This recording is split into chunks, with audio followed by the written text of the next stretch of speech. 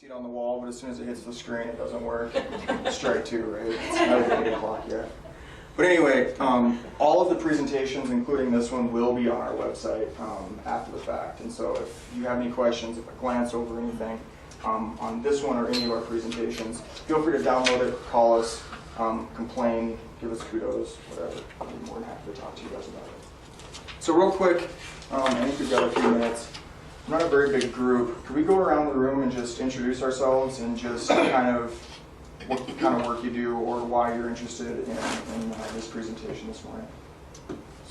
I'm John Harrington. I'm at the Legislative Audit Division up at the Capitol, and I've only been there about a year, so this will be a good foundation and background for the audit work I'm doing. Excellent. Thanks, John. I'm Sarah Price. I'm with the Vital Statistics Unit in the Office of Epidemiology and Scientific Support, and I do the data control. Excellent. Hi, I'm Danny Chariki. I'm with an ag consulting company. I really have kind of two different interests in here. One is to try and see where the economic shift in agriculture is trending right now, but also I just love data and putting it on maps. You're in the right place. I'm Russ Fletcher. I wear two hats. I'll tell you about one of them, and then my partner will tell you about the other one. But I run the Montana Associated Technology Roundtable, MATR.net, which is an outreach and promotion for everything good about Montana, especially our businesses. And I also try and help businesses learn things on how they can be more successful. And I'll give Russ a plug. If you guys don't get the Mater newsletter, you should. It's fantastic in terms of the information that's included in it, and the regularity at which you do it is It's astounding. actually why I'm here today. Yeah, so thank you, Russ, so much for that. And thanks to the Department of Commerce, that's why it's all free. I'm Tom Reynolds. I actually work for Plum Creek over in Platte Valley, and I'm in GIS services, so we always use all kinds of data. I'm the senior data administrator over there, so I manage the data for the whole country. Excellent. Fantastic. I'm Gail Shirley. I work for the Lewis and Clark City County Health Department.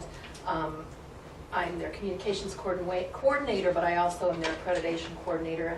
And we use data to make evidence-based health decisions, and also look at a lot of community data to determine what the health needs of the community are.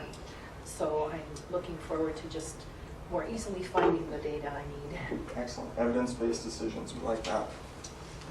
I'm Laura Maddox. I'm a transportation planner at the City County Planning Department in Billings. And I'm also the census keeper for the city and county, and do some traffic modeling. And so I'm here because I love demographics. Excellent. Scott Dunkelberger, WWC Engineering. We're a civil consulting firm and just projecting for future infrastructure. Excellent. I'm Helen McCaffrey. I'm with the Department of Public Health and Human Services, Family and Community Health Bureau. And one thing I do is write a lot of grants, look for funding, do population-based interventions, and so this is of particular interest. Excellent. My name is Emily Ehrlich. I'm also with UPHHS, and I am the Behavioral Risk Factor Surveillance System Epidemiologist. We're really interested in the behavioral health of Montana as a whole. I'm Joanna Reskovich. I'm the program manager for the Behavioral Risk Factor Surveillance System. We collected health information on the population. I'm here just to keep track of what's happening with our aging population. Excellent. I'm Marge Levine. I'm with the Montana Primary Care Association here in Helena. We work with community health centers, and particularly here because of their community needs assessments, and then also a lot of grant writing, so a lot of great data for their grants and shit. I'm Joe Garrett with Centennial Systems. With Russ there, we work and we build reporting and analysis systems.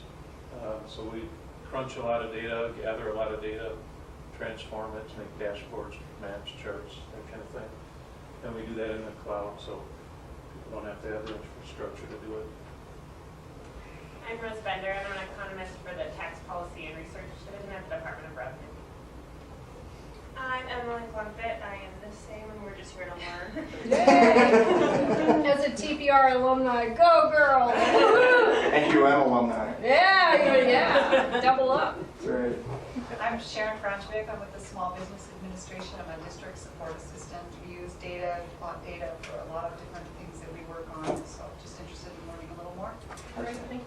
And I also want to point out, Todd, thank you so much. He's helping film all these presentations. We will post them to the web. We're trying all this filming and webcasting stuff, so hopefully it will go well. Hopefully we won't be captured in immortality and saying something stupid, but odds are. Wouldn't be the first time. Wouldn't be the first time. I can edit it. Perfect. It's digital. That's right. Your gift is downstairs. So, Bruce, go. Hey, go ahead, Bruce. I'm Bruce Swartz. I'm the lead vital statistics epidemiologist at Public Health and Human Services, and I'm here to understand a little bit more about the nature of the population that underlies the statistics that we have to publish. Anya Walker. I am senior research analyst with DPHHS, Office of Epidemiology and Scientific Support, and I am with Bruce, and we're working with providing data or analysis on vital statistics surveillance system.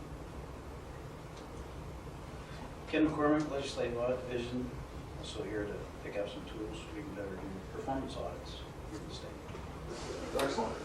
Thank you. I really appreciate that. It helps me.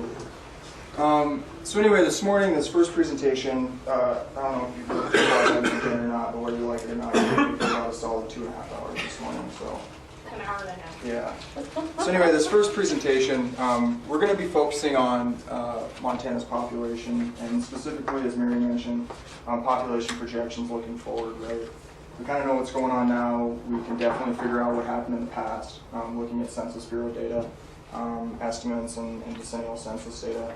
But looking in the rearview mirror, trying to make planning decisions and things like that is not a very good way. Just assuming that status quo is going to continue as usual, just not a very good way of planning. And so therefore you kind of create a need for population projections in order to figure out what you're going to do in the future. You need to make that on the basis of who's going to be using a lot of this infrastructure, and how many people are going to be there, and also not how many people, but also getting into what kinds of people are going to be using it, the characteristics of the demographics. Yeah. So a quick rundown of kind of what we're going to go over this morning. First of all, the data sources and an overview of that. Mary alluded to it a little bit, the population projections, where those came from, and why we kind of decided to go with those. Looking at Montana's historic and projected population looking forward, and also the components of change, and why we think the population is going to look the way it's going to, looking into the near future in the state. Then on top of that, also looking at the demographic characteristics, not only growth, decline, status quo. We're going to look at, if we are growing, are we growing at the same rate, and is the demographic makeup similar to what we've been seeing in the last 10, 15, 20 years, right? Are we seeing a lot of working age individuals? Are we seeing some older aging individuals? Obviously, you know, by the title of this presentation, we kind of know what's going to happen, but we'll get into that. Kind of along with that, we'll look at a metric that's commonly used called the Dependency Ratio, and why that's important for the state, and why that's used. And then we'll get into some of the reasons why the heck do we care about an aging population if that is in fact the case, and what does that mean for the state of Montana. So first of all, the data sources information. What we decided, as Mary said, I believe in 2008 was the last year, there was a company called NPA Data Services. When I started working here 2 years ago, we had on our servers a spreadsheet of total population projected out for the next 40 years by age, I think, for the state and all the state's counties. To my knowledge, I have no idea what happened to NPA Data Services. That 2008 vintage spreadsheet was the last one that I've ever seen anywhere out on the internet or in-house here. And so for about the last 4 or 5 years, Montana has not had publicly available population projections information at the county level. The Census Bureau, every 10 years, 5 years offset from the decennial census, so 2005 was the last year that they did it. Census Bureau does do population projections for all the states. As we know, Montana, it's not a very homogeneous state when you look at western versus eastern, northern versus southern. especially looking at things like transportation and things like that. Just because you might have a total population figure for the area doesn't mean that you need to expand all the roads. If there's growth there, it might only be in a few places. So we decided, our office had historically provided population projections at the county level via NPA data services. And so I figured, what the heck, I got a master's in economics, I can project population. So I bought some books, did some Googling, realized the best idea is to find someone that's already done this and file it. Because it's just a bad idea to stick me in a corner with a computer and some Excel spreadsheets on people. There's a couple that is definitely a factor in why we decided to go with an outside product. But two other reasons why we decided to go with an outside product. One, to my knowledge, there's 3 other companies. REMI is the company that we ended up going with, Regional Economic Models Incorporated. It's the acronym is REMI. And the product is eREMI, which is very confusing. I wish they wouldn't name that. But anyway, there are 3 other companies that do similar sorts of population projections at the county level. Moody's Analytics, IHS, I don't know if they're called Global Insight, I think IHS now, they change name about every other month, and Woods & Pool Economic Incorporated. All 3 of these companies are national, if not international companies. And so if you think about it from a data perspective, what monetary value does a company that does population and economic projections for China have doing a population projection for, say, Richland County? They may get 1 contract. And so essentially they probably have an intern in a broom closet throwing in some historical data and popping out some county level population projections. And that showed through when I vetted the 3 different companies, not including eREMI, looking at best products to purchase for the state of Montana. Specifically looking at Eastern Montana, and these were last year's vintages, so they may have re-upped these a little bit this year, but we've already made our decision, so I haven't looked at them, haven't had access to them. But as of last year's vintages, for a 16-county area in Eastern Montana, every single one of those counties, they were projecting between a 1 and a 6% year-over-year decrease in population in those counties. Right? I don't know what's the right number, but I definitely know they're not all losing population, right? We've got this thing called the Bakken. Well, that just gives testament to how much focus these companies are having on the ground. Which, I mean, I'm not blaming them for it, right? They can't dedicate a whole bunch of money, time, labor, resources to come out and try and figure out Montana's population stuff. So it's not important for them, but it's important for us, right? REMI, the first year of projection data, the base data ends in 2010 and the projections start in 2011, they go out to 2060. All of those counties in Eastern Montana, those same 16 counties, had at least minor, if not fairly significant population growth starting in 2011. And so, right, again, that gets back to, are they right? I don't know, right, unless you've got a crystal ball, but at least they're heading in the right direction. And the second thing, which is as if not more important, why we went with REMI, is REMI's view on their products. Population projections is not the only thing that they do historically. They're in the model building business. They do structural models, so you can estimate impacts of infrastructure investment or tax policy changes or something like that. But their view is you purchased our product, our value added is compiling it, boxing it, and selling it to you. You cut us a check. What you do with it afterwards is completely up to you, completely non-proprietary, as long as you cite us. The other 3 companies are very, very proprietary. They hold everything very close to the chest. If you want to show an IHS economic outlook graph going out into the future, you have to call them up and get specific permission by them to put it in the PowerPoint. And so for our purposes, we couldn't host that data even if we had it on our website for people to download, public or private. And so they kind of go hand in hand. It was junk data in my opinion, so it doesn't really bother me we couldn't release it, but it doesn't do us any good if we buy this stuff and we can't use it. So that's why we decided to go with this company, REMI. The other thing that I will mention too that we've had very good success with, I know the Department of Transportation has a REMI model, a 5-region model, dissimilar from this in that they actually use that for planning purposes. They can throw, we're going to do a $2 million bridge infrastructure investment in this part of the state. What are the impacts going to be to that region? It's a very interactive model. But they've had very good luck with the customer service that REMI provides. They're out of Amherst, Massachusetts, but they've got PhD and master's level economists that you can pick up the phone and call and talk to them about a lot of the data that they've got, the models, the issues, things like that. Very bright, very intelligent, and very accessible. And so that was another reason why we decided to go with them. So what the data is, population used is from REMI. figures for 1990 to 2010 are the historic estimates. And you take that, make sure you keep that in mind when you're looking at this. Everything that's on our website under the population projections, as well as everything that I'll be presenting here and anything that I talk about in REMI, 90 to 2010 is the base data, right? It's historic data, but it's not the census figures.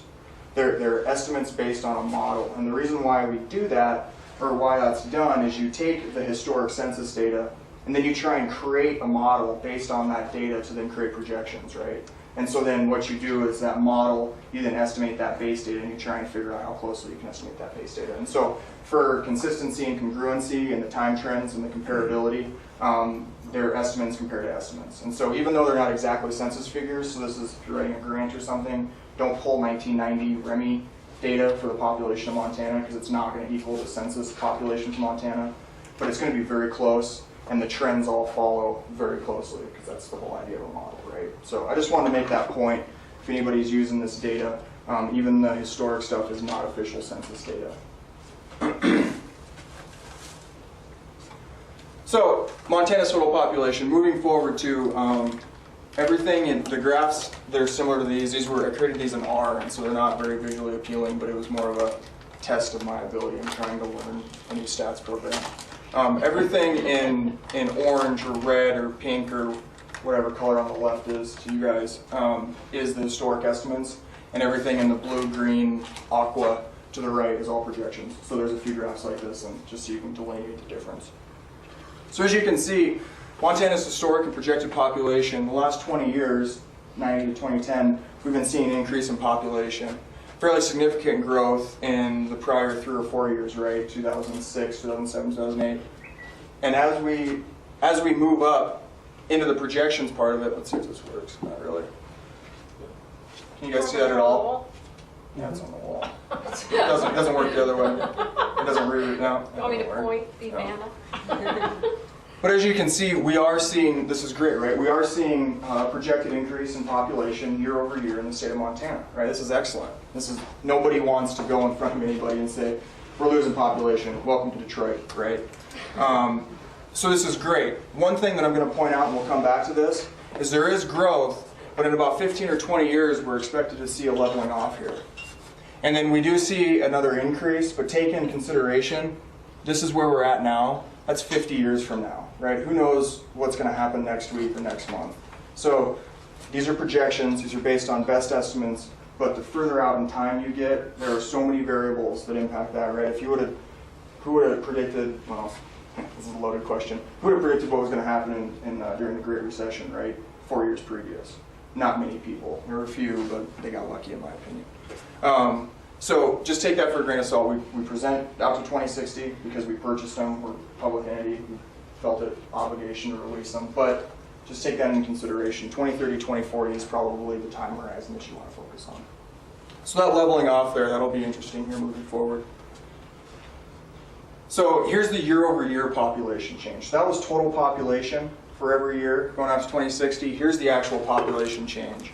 And you see that fluctuation in the 90s and dropping back off in the 2000s around the recessionary periods. And then again, as we talked about, over 10,000 people a year net growth in Montana, about 2007, 2008, and then 2009, 2010, we're still seeing net growth, but not quite as much. And now under the projected figures, we're seeing another elevated amount of growth. This is net growth, right? But dropping off into the next 20 or 30 years or so, we're seeing almost stagnant growth. And that gets back to this right here. We're not really generally having a negative growth, but we're not having a positive growth either. And we'll get into why we're thinking that's going to happen and why that's important. So what makes population change? It's essentially three things. Bruce Schwartz. Yeah, Bruce Schwartz is 2/3 of the equations. How many people are born? I'm not personally responsible. This isn't you? See, I would have found a better image. Should have got an updated image. Sorry, Mars. It's true. So essentially, population, if you think about it, in relative terms or theoretical terms, it's essentially a product of three things. Conceptually, it's not a really difficult thing to think about. You've got how many people are born, how many babies are born, how many people die, and then you have this whole idea of net migration. How many people are moving into and out of an area? So for this purpose, we're looking at Montana as a whole. From a modeling perspective, birth rates are fairly easy to model, right? They're kind of changing over time, but they're fairly consistent. You look at the demographic makeup, the age, the ethnicity of an area, and you can look at some historic birth rate stuff, and you can pretty much project what a birth rate's going to be for the area based on assumed population characteristics. Death rates are the same way, right? It's inevitable. 100% of us are going to die at some point in this room. It's a very factual statement. And so if you look at people as they get older in this state, they are eventually going to die. And so if you've got more older folks, the probability of more deaths is going to go higher. And so from a modeling standpoint, birth rates, death rates, fairly easy to model. It's this net migration component. It's the issue, right? Who's going to move in, who's going to move out, and why? And that's going to be key in moving on in this presentation. But those are the things that we really want to focus on in population growth or decline.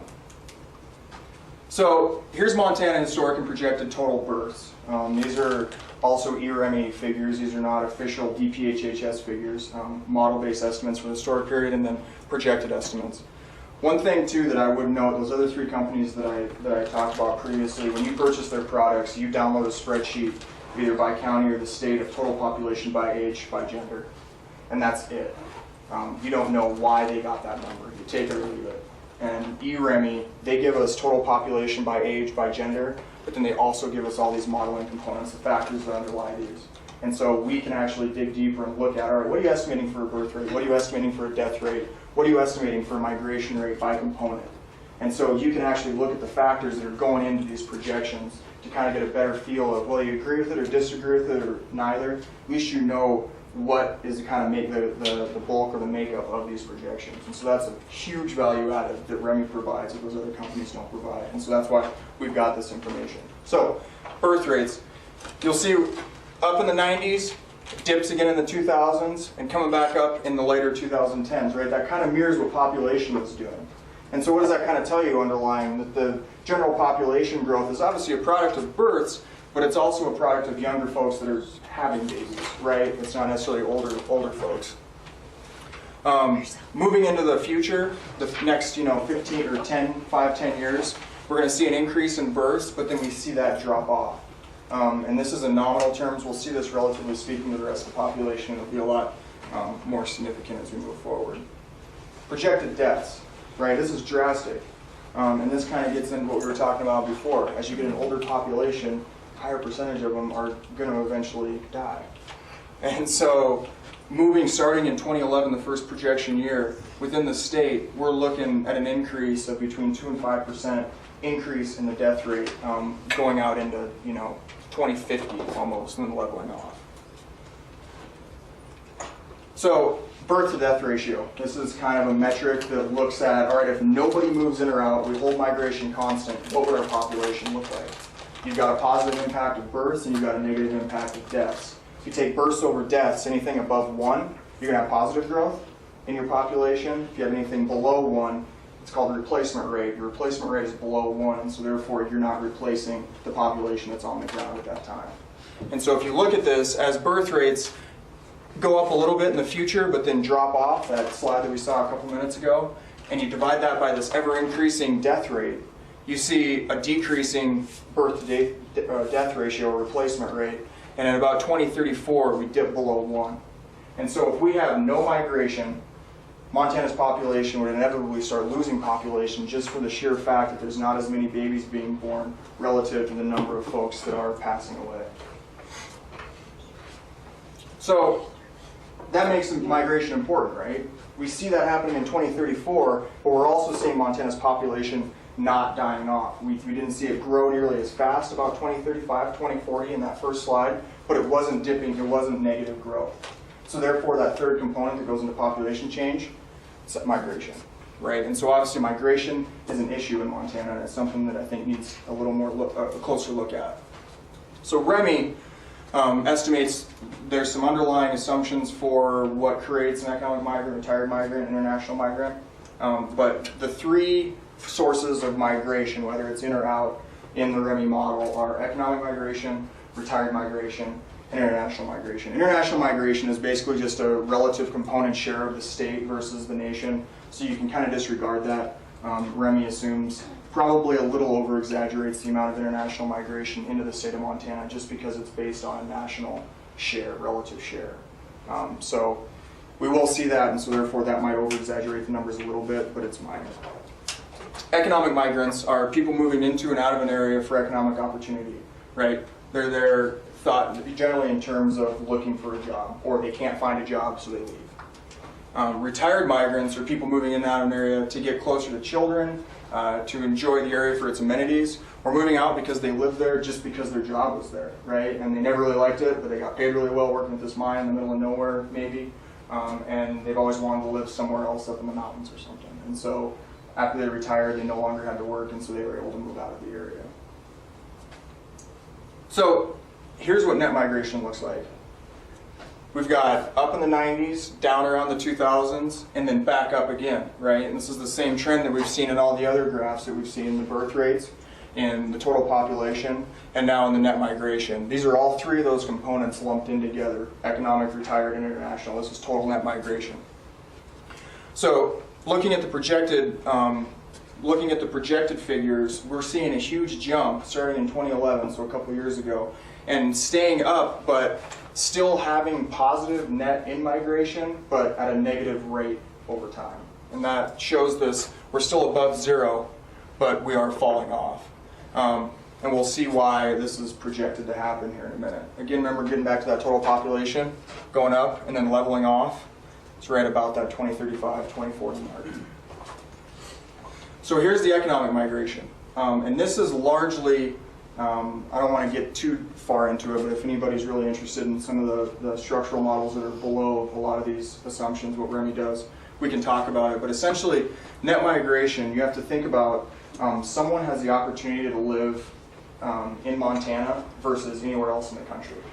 And so from a modeling perspective, these models aren't built in a box. They're not built just for Montana, even though we only have Montana data. They're built relative to the entire country.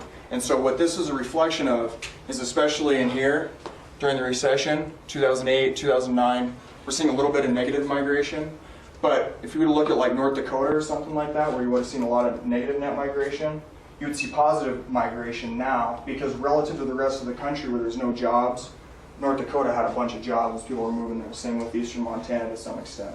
And so what this is essentially a product of the business cycle. What they're projecting is that Montana is looking pretty good as far as economic ability to move in, find a job in the near term, but as the rest of the country catches up, we have to fight for those jobs a little harder, and so more and more people are going to opt not to move to Montana. Yeah, Russ? Does it include telecommuters? It does not. This is all based on resident, this is estimates of resident population. These are residents. These are residents. Who work for a company somewhere else. If you claim, right, and that's a really good point. If you claim, these are estimates of permanent residency. So if I live in Sydney, but I work in Williston, you would be captured as a resident of Montana. But if you work in Williston, you live in Williston and you work in Sydney, you would be considered, by these metrics, a resident of North Dakota. And so that interstate flow of people living one place and working other place, or living in DC and working for some editing company in Bozeman, you're not captured in that. But if you live in Bozeman and work for a company in San Francisco? Then you live here. And that's captured? That is captured, okay. Exactly.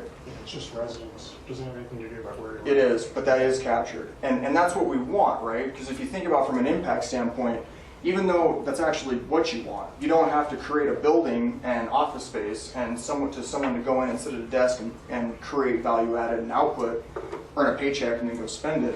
They're still getting that paycheck and going out and spending it at the local market in Bozeman, but you don't have to create all that stuff. You're actually stealing that revenue from New York or wherever that other business is. But yeah, if you claim permanent residency the majority of the year, that's what these estimates are based on. And I'll get into that a little bit in my presentation in a couple of hours, looking at eastern Montana. That's a real issue with some of those metrics, is I've had a lot of feedback of, thanks for doing this, but they're still too low. And I would definitely concede that point, but you have to take into consideration, these are people that claim permanent residency here, not just folks that are moving in for 2 weeks working and leaving for 2 weeks. Yeah, Garrett? So as you look at these numbers, how do you interpret that going the transition there between past to the first future one, there's such a big jump there. There is How a do you big- interpret that? There is a big jump there. A lot of that is a business cycle shift. There's pent up supply or demand for new hires that's being estimated, not only in the country, or not only in Montana, but for the country. And so EREMI is taking kind of a bullish look at the potential economic migrants. The other thing is too, is a lot of this, or some of this, is Eastern Montana. The one thing that we talked about earlier, there's growth in those 16 county states in Eastern Montana, and a lot of that, if you look at the birth to death ratio in Eastern Montana, it's a lot more stark than Montana as a whole. And so, but those states, those counties are still seeing growth, and the reason is because they're seeing a significant relative number of economic in-migrations due to this Bakken oil boom. And so some of this is oil development. I'd say about a third to a half of this is oil development. But every line you see on there every year is a pretty small jump one way or another, but all of a sudden there's a giant one there. And that's Did the they first change their method, or? No, that's the first year projections, and that's where the assumptions come in, right? The assumption of what's going to happen into the future. Joe, did the fact that the 2010 census also occurred because then they actually had a new count of residents? If you look back at the estimates, Joe, you'll find that they were all like this for the census because everybody was thinking this way, and then they actually did the 2010 census and went. Yeah, it looks to me like something's different. Yeah. Yeah, and that's actually the point at which that some of that happened. Yeah. And this just measures bodies. It does. It doesn't measure the economic impact. Nope. That each of those bodies Nope. has. No, it is just people. If we were to take a census of how many people are in this room, it would be that count. The number of people just sitting here or standing in Montana. So here's net migration, moving into the components. Here's the retired migration component. And this is going to be important. Nominally speaking, we're only talking about 500 or 1,000 a year, but you'll see that growth is almost exponential going out 20, 30 years. And we'll get back to that in a minute. Net international migration, same thing. This is more of a component of a relative share of international migration into the country, and then REMI, the model, shares it out to the states. And so I think you could argue we do see some international migration, and it could continue to improve or pick up, but this may be a little over-exaggerated. Kind of depends on what side of the fence you want to argue. But we do have a small share, and REMI is estimating that relative share versus That's the nation. 750 people at the max, correct? Right. Yeah. And this is that total population again, right? We've got increasing population to about 2035, 2040. And that's where we're seeing that birth to death ratio, the replacement rate falling below 1. And we're also seeing net economic migration starting to fall off. But we're not seeing negative migration. We're not seeing negative growth, right? And so that's a component of both a little bit of international migration, but also retired migration. And that's keeping that population at a steady status quo. Not because people are coming in here for jobs, but a lot of it because people are coming in here to retire. So percent change year over year. Again, looking at the growth, we're still seeing growth above 0, but getting out here to 2035, 2040, we're seeing right at 0. It's just another way to conceptualize what we've already been talking about. So what have we concluded so far, right? Montana's overall population projected to continue to grow for the next 20 or 30 years. Though at a decreasing rate. And why is that? Well, replacement rate, like we just said, birth to death ratio that continues to decline, ultimately below 1. Birth rates are going down and death rates are going up. That's something that we are expecting to see, and which is pretty easy to swallow, I think. Total net migration into the state is slowly declining due primarily to projected reduced economic in-migration. And this is primarily a product of expected business cycles and also expanded opportunity across the country, as we just talked about, relative to the state of Montana. However, like we just saw, retired migration is expected to grow in the future. And all of this together results in an overall shift in the age distribution of Montana's population, right? John? Yes? I'm a little confused why the retired migration is expected to grow so much. The tax laws here don't favor the retirees. Right. There's other states that are better for that. Right. A lot of retirees want to head south to warmer climates. You're right. Why are we getting so many retirees here? Because people like it. That's just the plain fact of it. And I was just having this conversation with our deputy director before this, and you're right. A lot of people don't like the cold weather, and so they move to Phoenix. Or a lot of people don't like the tax climate, in their opinion, from a retiree, and so they move, elsewhere where there's maybe more favorable tax climate. But before the recession, and this is something that's of interest to me and that I want to look into a little bit more in the future, is before the recession, and I'll get into this a little bit with retirees too, we saw people moving in here. I work in Helena. I make a decent wage for Montana standard of living, but I could move to Chicago and make 2, maybe 3 times what I'm making now. I was born and raised in Montana. I don't want to live in Chicago. I want to live here. And so I feel that I'm fairly fortunate to live where I want to live and make what I make because I can have a perfectly good way of life the way that I want to live it. It's a similar argument for retirees. I take some cuts in other metrics, taxes, cold weather, stuff like that, but a lot of people value the amenities that Montana has to offer, that they want to grow old and retire there. And so I do think it makes sense. People just like it. And it is tough to quantify. That's what's difficult about that whole amenity thing, right? Yep. Do they include weather and climate change in the model? They don't. They include an amenity index, and so it's relative to, so essentially what they do is they look at business cycles, economic potential, industry shifts, stuff like that, the economic side of it, and they try and predict economic migration flows into and out at a county level across the country.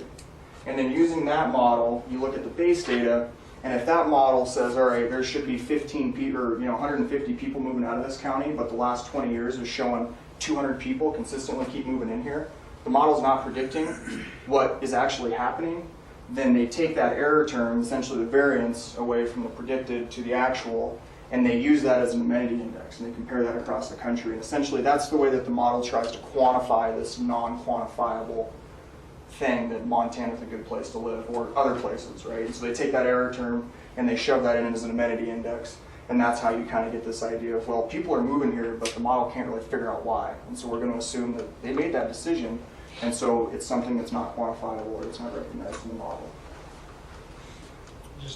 Just from experience, one of the things is so many people had to leave to go get those larger jobs, Yep. and the amount of pent-up demand to come home It's huge. is huge. Huge. It's phenomenal. And not only that, but you look at, retirement homes, or if you want to call them second homes, a lot of people have second homes, right? The building boom that happened south of Bozeman in the Yellowstone Club in Big Sky, Whitefish, the Flathead, Ravalli County, all that was happening in the middle part of the last decade completely dropped off, right? I mean, we saw the construction industry in Bozeman, Gallatin Valley, and Ravalli County, and Flathead County, Missoula County just tank. And a lot of that was because people were either building second homes here or they were building retirement homes here. They wanted to move here to retire. And so, like you said, Russ, that was a reaction to a business cycle or an economic issue. But the underlying reason why people were moving here to begin with hasn't changed, right? Just because I have less money doesn't mean my desires change, generally speaking. And so therefore, as the business climate picks back up, the economy picks back up, I do believe you're going to see people reverting back to what they initially wanted to do, which is a lot of people moving back into the state. So getting into the age. So this is average and median age. I apologize for the stair-steppiness for the median age, but I did it in Excel, and Excel doesn't like medians for some reason. So average age, basically the point of this is if you look at it as an average or a median, halfway, half below and half above, looking out into the future, total population of Montana is supposed to grow over time, or excuse me, age over time. We are getting older, right? We're looking here in 2040, average age and median age is almost 43, 44 years old. And that's compared to in 1990, we're looking at 35. That's 10 years difference. So these are hard to read, and I apologize, but I got excited because I got them to work in orange, so I stuck them in the slide. So I figured I got to use them. Basically what these are population distribution trees. And so each one of these bars, the right is female, blue, and red is on the left, male. And they're 5-year age cohorts, so 0 to 4, 5 to 9, 10 to 14, all the way up to 85 plus. And basically what these are representing to show, if you look in 1990, right, We've got average and median age around 33, 35 years old. That's where you're seeing the distribution of people. The majority of people, these are in percentage terms of the total population. The majority of the people are younger, right? It's fatter on the bottom. And as we go through time, that fatness starts to distribute up until 2024. It's still fairly fat here, but look at the proportion of people that are in this area versus in this area. Just another way to look at that last graph. Isn't that what Japan is facing right now, where they don't have enough workers to support the retirees? That's exactly right. Right. That's an economic and a cultural thing too, as well. A lot of Asia, China, with their one-child policy, they're starting to rethink that. Maybe this isn't a good thing. We've got all of this, whether it's forced economic growth, whatever. But we've got all of this economic growth. But now, if every family, though there's a lot of them, only has one kid, that's a very significantly low labor supply potential moving into the future. And so, yeah, definitely a lot of Asia is looking at that.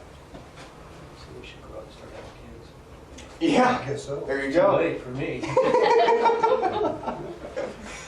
So this is projected population, historic and projected 65 years and older. And this kind of gets at the crux of this topic, or this presentation. Males and females aggregated together. You'll see, starting in 2011, we just see this increase, fairly drastic increase of the total population within the state of 65 years and older. Joe, can you tell me what the bottom line and the top lines are? So we're moving from what to what? Right, so in 1990, we're just over 100,000 people.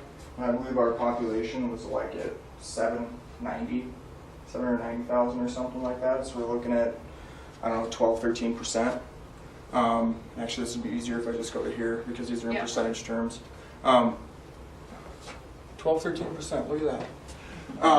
In 1990, the top, the yellow is 65 and older. The green is 25 to 64-year-olds. The red is 15 to 24-year-olds, and the blue is under 15.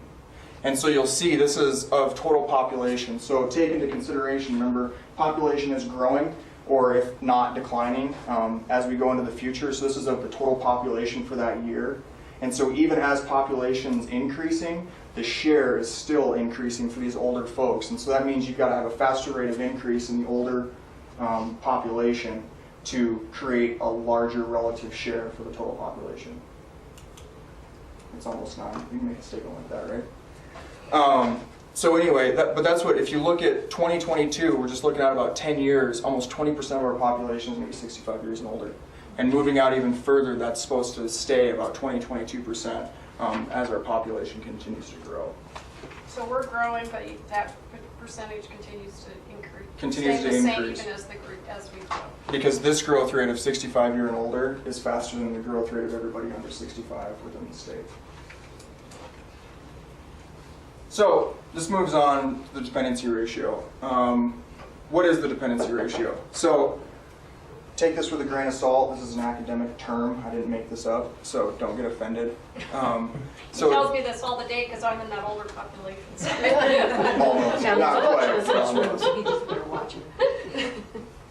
So dependency ratio is a metric for those typically not in the labor force or the dependent part of the population, and those typically in the labor force, so they consider that the productive part of the population. I know that these can be very derogatory kind of terms, but that's what's used. So essentially, the dependent part of the population are children. They're obviously not working. They demand, their folks to drive them around, take them to soccer practice, diapers, food, stuff like that. And then you've got the older population, which some of those still apply. You can pick the ones you want. And all of that is added together and divided by the number of folks that are productive, or generally within the working age population. Now I know you'll note 15 instead of 16, which is the conventional age we think of as starting the labor force. But from a modeling standpoint, population models are generally done in cohort models or age groups. And those are generally done in a 5-year increment. And so if you think about 0 to 4, 5 to 9, 10 to 14, it's just easier from a number standpoint to use 15 as a proxy, even though technically speaking, probably don't have a whole lot of 15-year-olds working. So we look at this, we'll go back to this, I should have put that slide first, but this dependency ratio, and there's really nothing on, if you hit this dependency ratio, you're up a creek, but in general, the higher your dependency ratio, the less productive, essentially. You've got more people in your population that are relying on the productive portion of your population. So low dependency ratio is good, higher dependency ratio is a little more skeptical. So, but this is making the assumption that at 65, people stop working. I'm glad you said that. We're coming to that. You're exactly right. That's exactly right. The dependency ratio is something that has historically been used. It's been used for a long, long time, but there's a lot of arguments moving forward saying that this isn't necessarily an accurate metric. I'm glad you brought that up. We'll come to that in a minute.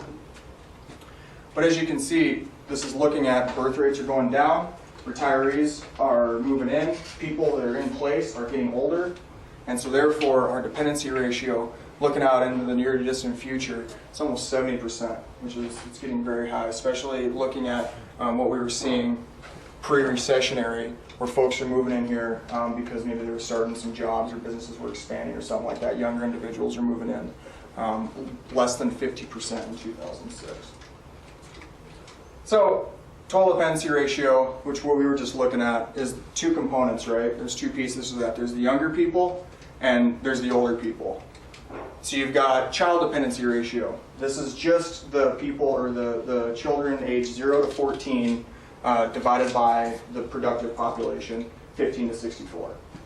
And as you see in 1990, when we were seeing an increase in births, you're obviously going to see a higher child dependency ratio. But as those births drop off, you see a lower, declining kind of, you could almost say that there's a status quo along here going on into the future of a child dependency ratio. And so we saw that dependency ratio increasing.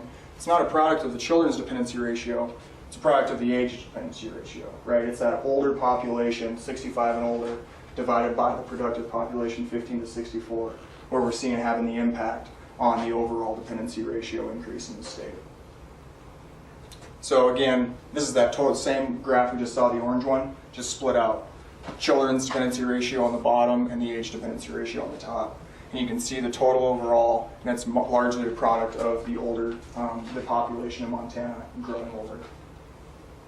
So, we're expecting to see an aging population. Why should we care, and what does this mean for the state? Should we be excited about this shift, or should we be concerned? Well, the short answer is both, because let's face it, whether we like it or not, it's going to happen, right? So this is a reality that we need to face and address. So first of all, why should we care about this population? Why should we care about an aging population? And I want to point out that these are just a few reasons I'm going to point out for this. And I would like to open it up at the end too, if we just want to start this discussion on other things that people might need to be, brought to the forefront or start to think about beyond kind of what I just touched on here. These are just a few things. There's a lot more, but I just want to bring up a few. A shift in the services demanded of an older population, also the changing housing characteristics that may be needed of an older aging population, and also changing community planning goals. So, services demanded, right? This issue is the one that you hear about most often, right? Our population is getting older, not just in the state, but in most of the industrialized world. The baby boomer generation was and still is the biggest generation to ever walk the face of the earth.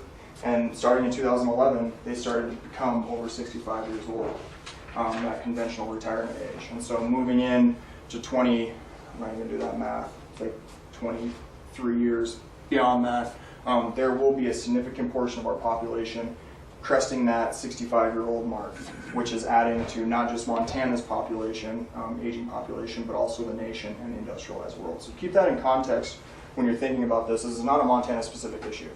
This is an industrial world specific issue. So it makes you sleep a little bit better at night. It's not just us dealing with it. So increasing needs for hospitals and emergency response services. Also an increased need for public transportation, right? As some folks get older and their mobility declines, they can't necessarily just jump in the car and drive to the grocery store, or some do and do it rather they didn't. Yeah. Right. And so then we don't drive as much because of it. But alternative forms of transportation, right, like shuttles or community kind of meals on, not a Meals on Wheels, but like a community van or something like that. It comes and picks folks up and takes them to go do basic needs like grocery shopping and clothes shopping, entertainment access, things like that. These are going to be things that aren't necessarily focused or demanded quite at the level of a younger population that we might have seen 10, 15, 20 years ago. There are definitely going to be things that are going to be demanded moving into the future as this demographic shift happens. Also changing housing characteristic needs, right? When I think about going out and buying a house, you want the biggest and the best with the most stairs in the world and maybe a fire pole that goes down the middle of it. Well, as you get older, you don't want stairs. What's that? And a huge backyard. And a huge backyard, right? Tons of grass to mow, because that's just the best thing in the world. But as you get older, right, you don't necessarily want those stairs. You want the laundry on the same floor as your living room and as your kitchen and your bedroom. You don't want a bunch of sidewalks or something that you have to plow in the winter, because you're just not necessarily able to do it, or you don't want to because you're not as good at it as you used to be.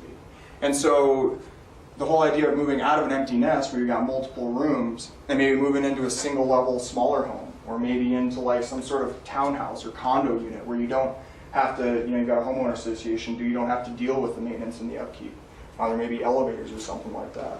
And so as we have a population that's moving into these new kind of needs, when you look at housing, we have to think about, well, if they have different needs, then we have to rethink about how we kind of plan our communities.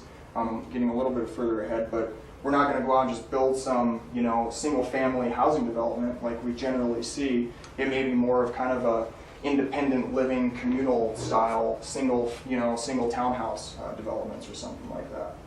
But it will be definitely a shift in the consumer need of folks looking for housing.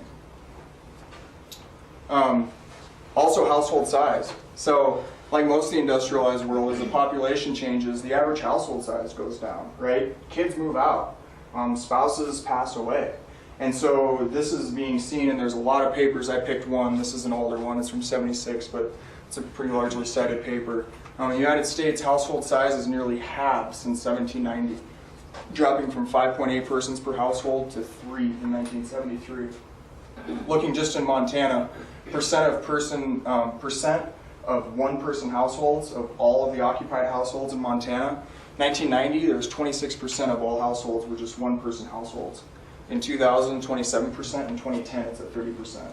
Now, this isn't cross-referenced with age, but this just kind of gets to that idea of, as we age, generally speaking, looking forward, you can't necessarily look at, all right, this is what our housing demand has been for new housing developments or housing unit structures the last 20 years, so let's just extrapolate that forward.